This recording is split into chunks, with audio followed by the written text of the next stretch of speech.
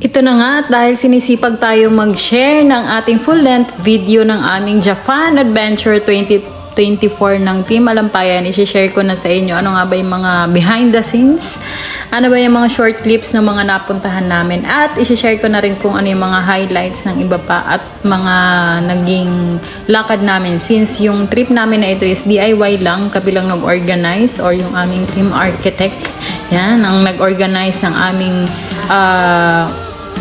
DIY travel kung saan kami dadaanan. At the same time, yung mga scheduling, may mga advantage and disadvantages, pero sulit naman kasi worry-free kami, hindi kami naghahabol ng oras kasi nga kami nag-organize ng lakad namin, pero sobrang bitin. Yung disadvantage lang ay sobrang bitin kasi 5 days pinagkasya namin yung Tokyo and Osaka. Ayan nga, connecting flight kami via Cathay Pacific kasi wala silang direct flight going to Japan, and secret lang namin is kumuha kami ng early booking a year before aming flight, diba? Ganun kami ka-advance. Wala pa kami visa, may ticket na kami. Pero risky yun ha, kasi hindi lahat nag-grant or hindi na lahat na-approve. Kaya better sana kumuha muna ng visa bago mag-book. So ayan, ito na nga yung aming first day, yung Disneyland tsaka Disney Sea. Yan yung una naming napuntahan dahil hindi pa lahat ng mga theme parks ng Disneyland meron na nito. Kaya ang technique lang dito, dapat agahan para makapag-book ng fee or makapag-book dun sa mga theme parks na meron. Like yung Peter Pan, actually marami pa kami hindi napuntahan dito dahil hindi nagkasya sa oras at hindi na siya available.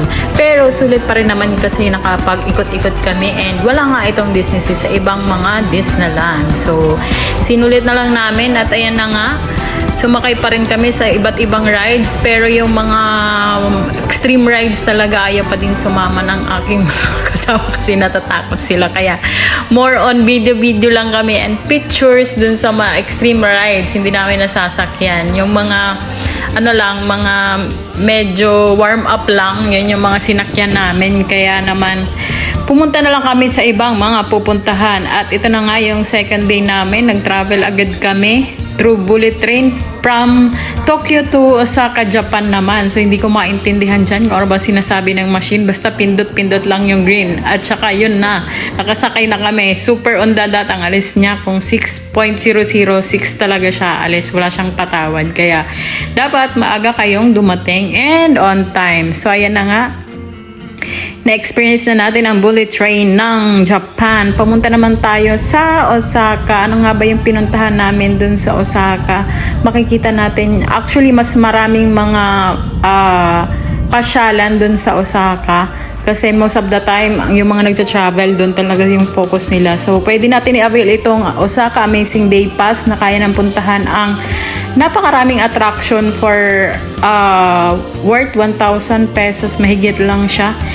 At in-avail na nga namin, pinagkasya namin yung oras. Ang sobrang challenge lang dito sa Japan ay ang paglalakad sa lahat ng mga puntahan. Since bihira nga lang dito ang mga sasakyan, or kung may taxi man medyo expensive, kaya pinuntahan namin at pinaximize na rin naman namin. And ito na nga, pagkatapos namin pumunta sa Umeda, in-experience namin, nag-try naman kami dito sa isa sa mga masarap na kainan.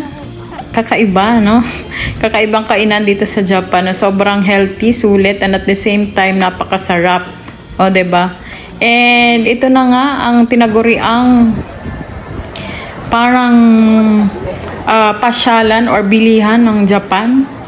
Hindi ko mabanggit ang pangalan, basta pumunta kami dito.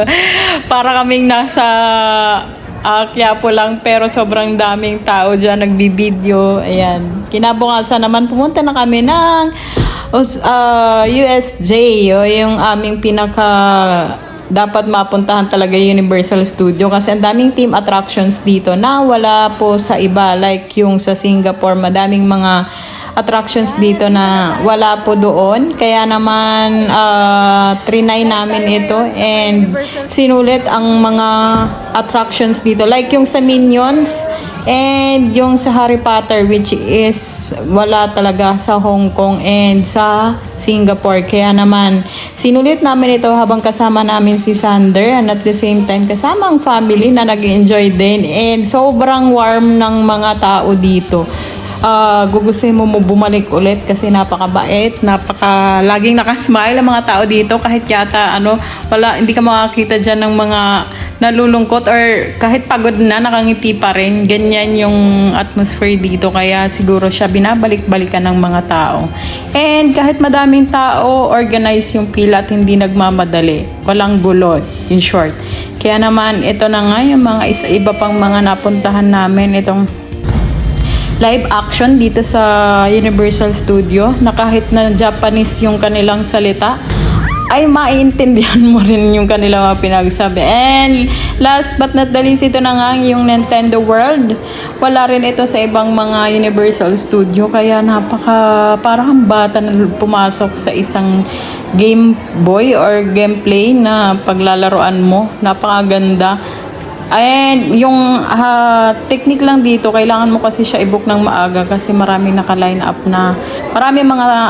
May mga lang sila, allotted person or schedule na pwede ka pumasok dito. So hindi lahat nakakapasok agad. Or pag nakapasok ka naman, pipila ka ng sobrang matagal, kaya dapat magpa-schedule ka na lang ng time na pupunta ka dito para hindi sayang yung oras. Pero halos isang din siya, isang mall na pupuntahan mo, sobrang daming tao. And yun nga, sabi ko, para kang nasa loob ng isang laruan na bumalik kapag kabata. Ang saya lang. Kahit napagod na kami kakalakad dito kasi napakaluwag, napakadami ng attractions. Ikaw na lang magsasawa. Pero happy pa rin kasi natry namin itong maglaro ng Mario, 'di ba? Yung mga laro natin dati. So ayan, binabalikan, pero ito naman live na. Kahit mga bata, mga matanda, nagiging feeling bata din kapag nandito na sa loob. Kaya naman, puntahan at wag niyong kalilimutang enjoy din pag nakapasok kayo dito. So, ayun lang. Trinay namin maglaro. Ano bang feels ng ating Nintendo World? So, ayan.